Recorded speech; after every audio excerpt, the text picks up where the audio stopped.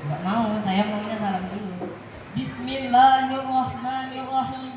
Assalamualaikum warahmatullahi wabarakatuh.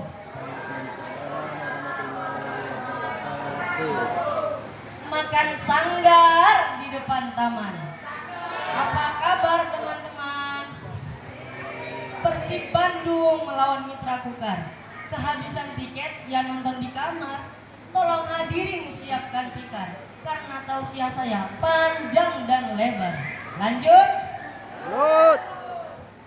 Alhamdulillahirrabbilalamin. Assalatu wassalamu ala rasulillah alladzi la nabiyya ba'dah. Mauliduhu bi Makkah wa hijratuhu bil Madinah wa sultanuhu bisyam wassallim tasliman katsira amma ba'd. Para hadirin wal hadirat yang dirahmati Allah Subhanahu wa taala. Segala puji hanya milik Allah, the King of the King, the Lord of the world, the Creator of everything in this universe is Allah Subhanahu wa taala. Salawat dan salam selalu terlimpah curahkan kepada sang proklamator Islam dengan semangat yang tak pernah padam, pembawa amanat yang tak pernah khianat. Siapa lagi kalau bukan Nabi besar Muhammad sallallahu alaihi wasallam. Pada kesempatan yang penuh berkah ini, tema yang akan saya sampaikan adalah pejuang Al-Qur'an. Hadirin wal hadirat rahimakumullah. Telah kita ketahui bersama bahwa peristiwa bersejarah turunnya Al-Qur'an itu adalah kejadian yang sangat istimewa dan luar biasa yang dialami oleh Nabi Muhammad sallallahu alaihi wasallam. Yakni ketika beliau menerima wahyu pertama melalui suara dari malaikat Jibril secara langsung di Gua Hira. Pada saat itu beliau berusia 40 tahun. Jibril membaca, didengar oleh Nabi Muhammad. Nabi Muhammad membaca, didengar oleh sahabat. Sahabat membaca, didengar oleh para tabi'in.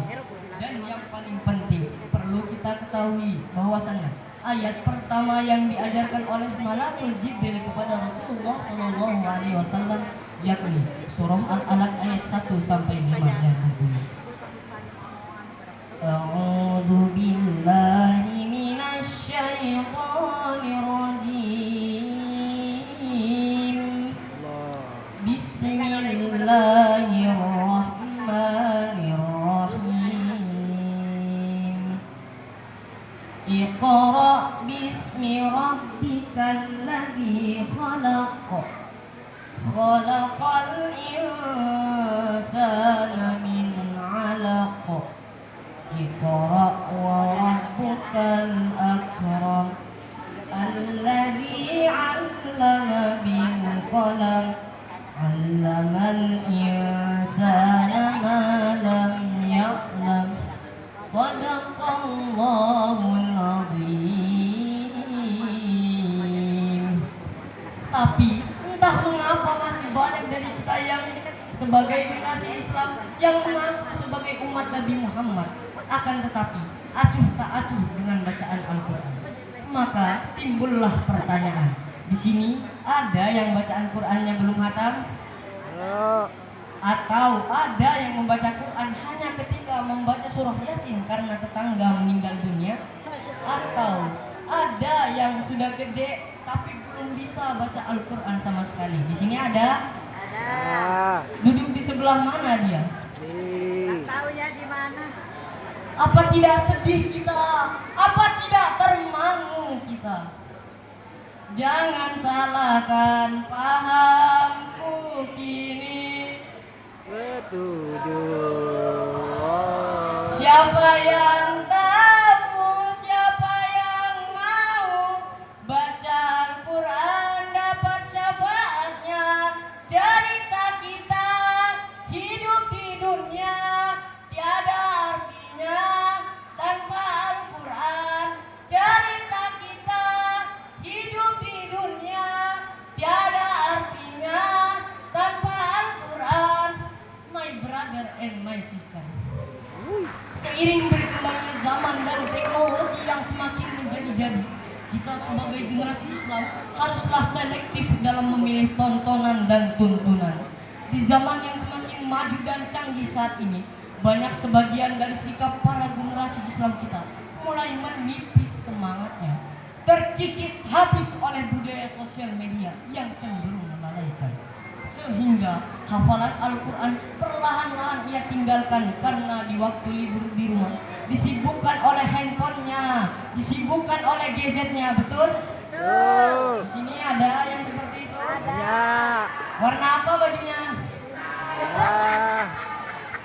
Scroll TikTok silahkan, buka IG boleh, jadi YouTuber monggo, main FF Mobile Legend kapan dulu. Tapi ingat, kewajiban kita sebagai generasi Islam, penerus bangsa dan agama, harapan orang tua kita, dan bahkan kelak kita akan menjadi harapan mertua, jangan sekali-kali meninggalkan tuntunan dari Al-Quran. Karena di alam kubur nanti, malaikat munkar dan nakir tidak akan bertanya berapa level game online kita, berapa jumlah follower kita, berapa banyak ditonton reel kita. Akan tetapi Al-Quran kelak yang akan menemani kita. Maka jadilah generasi masa depan yang cinta Al-Quran, bagaimanapun, kapanpun, dan dimanapun kita berada. Setuju? Para hadirin wal hadirat yang dirahmati Allah Subhanahu wa Ta'ala, wahai para pecinta Al-Quran, jika engkau seorang penghafal Al-Quran, maka pencapaian tertinggimu bukanlah ketika orang lain mengetahui hafalanmu yang begitu lancar dan bacaanmu yang begitu fasih dan merdu. Akan tetapi pencapaian tertinggimu ialah ketika hati dan pikiranmu sudah sampai pada tahapan mabuk dan rindu. Orang yang mabuk tidak akan lagi memperdulikan apa yang orang lain lihat dan apa yang orang lain nilai terhadapmu. Begitu juga para penghafal Al-Quran yang telah dimabuk oleh ayat-ayatnya.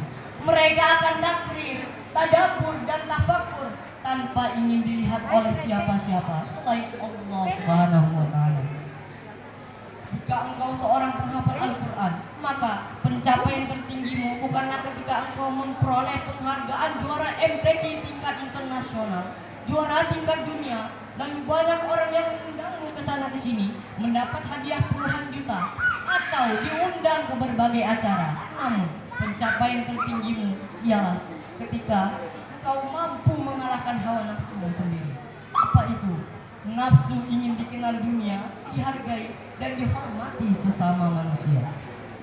Jika engkau seorang penghafal Al-Quran, maka pencapaian tertinggimu bukanlah ketika engkau memperoleh pujian dari orang lain, namun pencapaian tertinggimu ialah ketika engkau bisa memberi banyak hal pada orang lain.